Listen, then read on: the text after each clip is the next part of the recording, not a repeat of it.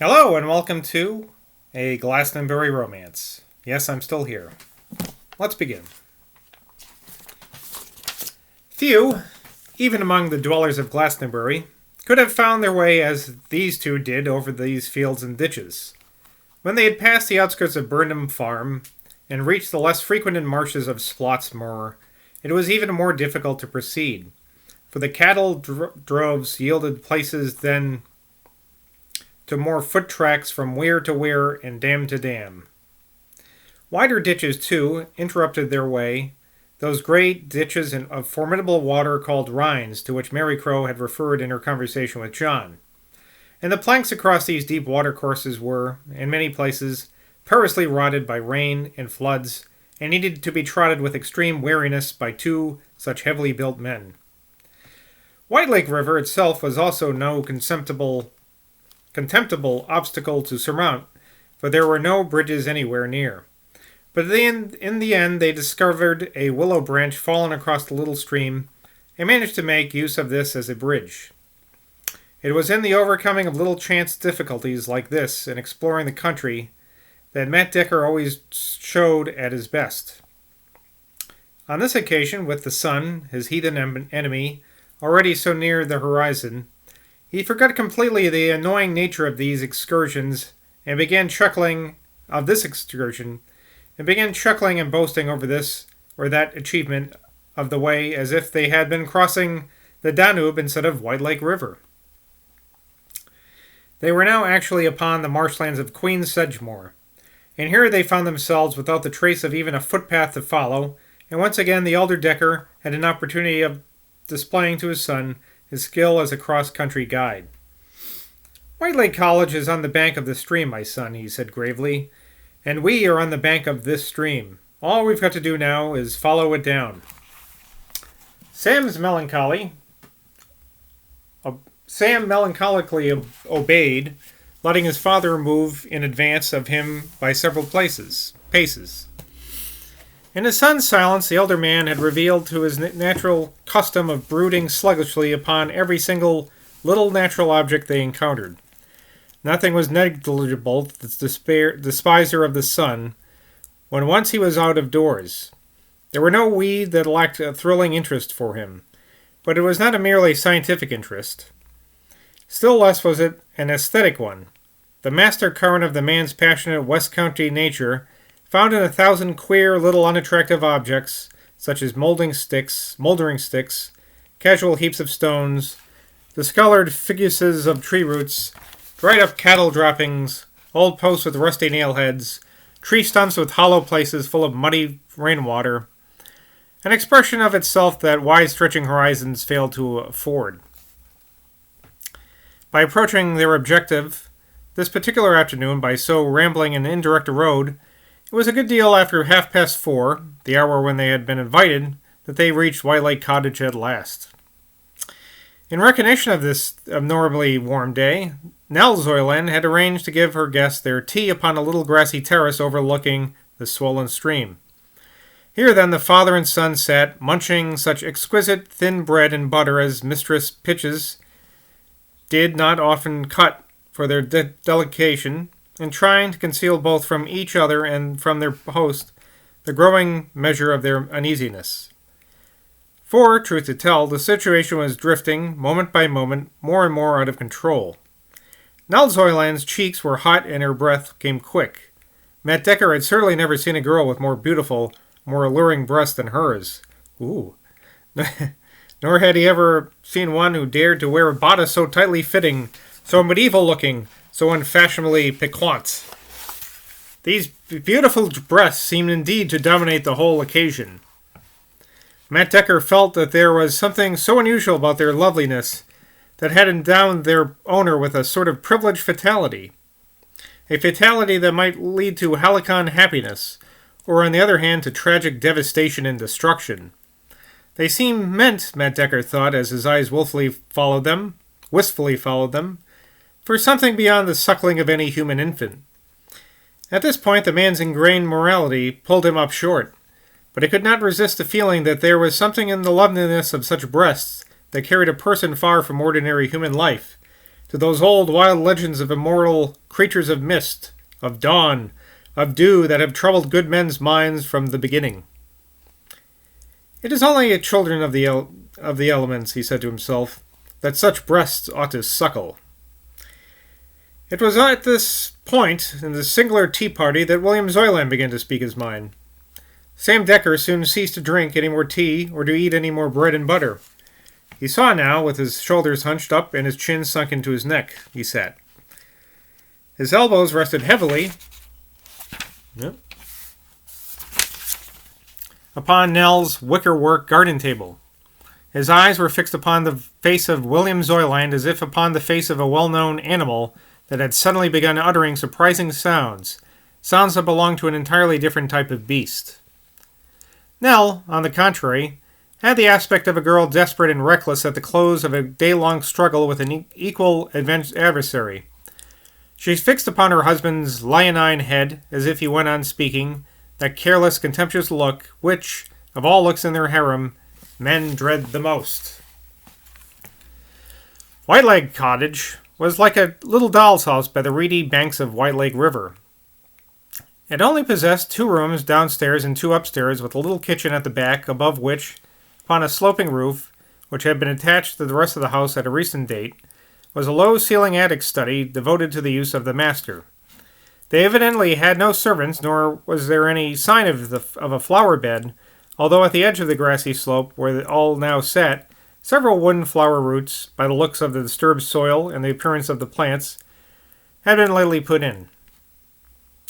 Under that flowing torrent of deep-toned revelations, full of startling import, to which they were perforce listening, Matt Decker was staring at last year's drooping rushes, brown and crumpled, among which several newly green shoots were sprouting up.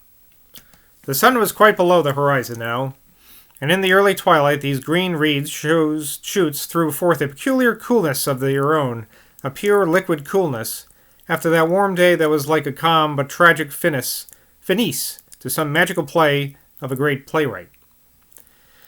Matt Decker was gathering up his forces to deal with a situation altogether new in his narrow and single experience, and the effort to cope with this was so great that its effect upon him, as Zoyland went on speaking, began to be the very last anyone would have predicted. He began to grow extremely sleepy.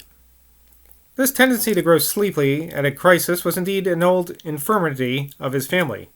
The great-grandfather of his father, James Decker, had grown sleepy when called upon, with other well-known Somersetshire gentlemen, to rise to the support of William of Orange against the last of the Stuarts.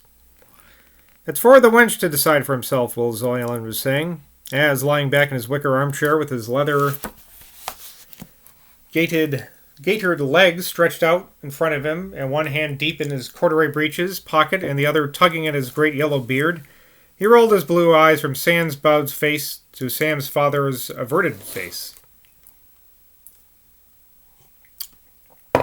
"I'm a philosopher, Mr. Decker. I'm not one to let myself suffer, or the girl either, when there's no need for it. But it's too much for her to expect that I'll go on living with her and sleeping in a separate bed. In fact, I refuse to do it. I'm a philosopher, I tell ye, and as such I know that all conventional idealism of puffball foolishness is puffball foolishness. Any girl can love 2 men if she wants to, just as we can love 2 women. I've no doubt a man like yourself, Mr. Decker, has frequently loved 2 women at the same time. It's natural to us. Nell and this silly lad here thinks they're in love. They've imagined till today, or at any rate Sam has imagined till today, that I was a sort of born cuckold who could be fooled till judgment. Well, I'm not. Do you hear, Sammy boy? I'm not. I live my own life in my own way, and always have. I could live here perfectly well without Nell, though she doesn't think so. She thinks I could live without sleeping with her, but she doesn't believe I could get by without... I could get my meals for myself or get on without having her to talk to. That's where women are so stupid. They think they're necessary where they're not necessary, and they don't know how necessary they are in another direction. But I am a philosopher, as I say, Mr. Decker, my good sir, and I know very well that my little Nell still loves her old Will, though she doesn't know it herself, quite as much as she loves the sulky young gentleman here. Now, what I say to her, sir, and to you, my romantic young friend, is simply this. If Nell will stop this foolery of sleeping on the sitting-room sofa, stop, in fact, this foolery of being cross with me and cold to me, I'll be ready. Do you hear me, lad? I'll be ready to share her with ye. So long as you don't tumble her in me wound bed, as they say around here, you can have the lass up hill and down dale. I'm mute. I'm the dumb fish. In fact, to tell ye the truth, Mr. Decker, I've got ridiculously fond of this great hunking son of yours. I respect the boy. I like talking to the boy. We've had some fine times together, haven't we, Sam? No, I agree with that old rogue Voltaire. I'm one who could be quite content to live a trois, as the rascals say. But I'm not one who can live side by side with a girl like Nell and have her cold and cross and savage like she's been this last month. To hell with her cooking. I'm as good a cook as she, and better, too. Sam would like her to remain my servant and to become his light-o'ed love. Nell wants to run off with Sam and leave everything. Only when I tell her to stop talking about it and do it, she says Sam hasn't the guts to leave his dad. And then when I laugh at her and tell her to try leaving him and see, she just cries and cries at the thought of how her poor old Will is to get on, all alone, without anyone to get him his meals. He paused and looked around to make sure that his wife had not slipped away and retreated into the house. No, his Nell Zoyland was standing exactly where she had been when he began to speak, her hands pressed against the back of an empty chair. It was then that Will Zoyland's eye, as he looked around, caught sight of a kestrel hawk hovering in the air above some pollard willows. He clasped his great hand on his mouth with an inarticulate shishing sound. Shh, shh, he murmured, glancing at the two Deckers and then at Nell. He rose to his feet, turned his back upon them all, and, stepping lightly on tiptoe, like a gamekeeper in pursuit of a poacher, hurried to the side wall of his house. Following his motions, with his eyes, the elder Decker remembered now that everybody in Glastonbury knew, namely that Mr. Zoyland was the bastard son of the Marquis of P., the great Somersetshire landowner. He saw the fellow seize up upon his gun, where it lay propelled against the wall, and glanced quickly upward. Like the dedicated naturalist that he was, Matt Decker hated to see any bird shot, and even though he had been told that the low-lying ground kestrels had grown to be a nuisance, he still would have protested violently. Without a second's hesitation, he lifted up his voice from where he sat and uttered a resounding, "Hoya! Hoya! Hawks ahoy!" The report of the gun followed almost immediately, but startled by his guest's shout, the bearded bastard of Lord P. missed his bird. Nell full expected the roar of Polyphemus to follow this mischievous mischance and a terrible, "Damn your soul, sir! What do you mean by that?" But neither Mr. Zoyland's voice nor any look in his eyes betrayed a flicker of such emotion. "Sorry, sir," was all he said, as he resumed his seat with his gun across his knees. "I ought to have remembered your penchant for hawks. Sam told me how he used to keep a pair of them when he was at school. I expect it was my taming hawks that he learned to tame girls. It was by taming them he learned how to tame girls. Well, Samwell, Nell, what are you two romantic children going to decide? Is poor old Will to go on sleeping alone?" There was something about this man's tone that roused the girl to a level of emotion and a quality of emotion that astonished her lover. The slow-flowing water beneath them seemed to have taken to itself all the daylight that was left.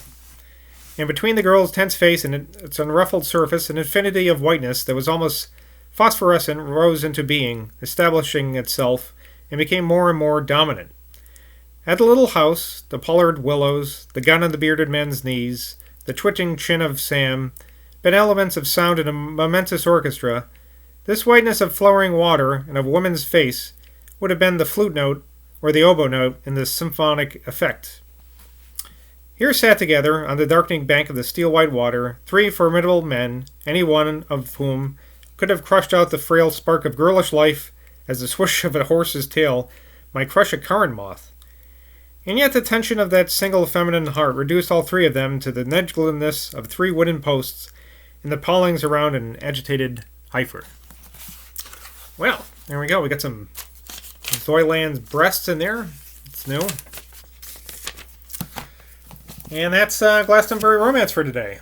Well, leave your comments below. Not many people do. I mean, I get this spammy guy who leaves these very positive comments, and That's about it, but I'm always hopeful. So until next time, cheers.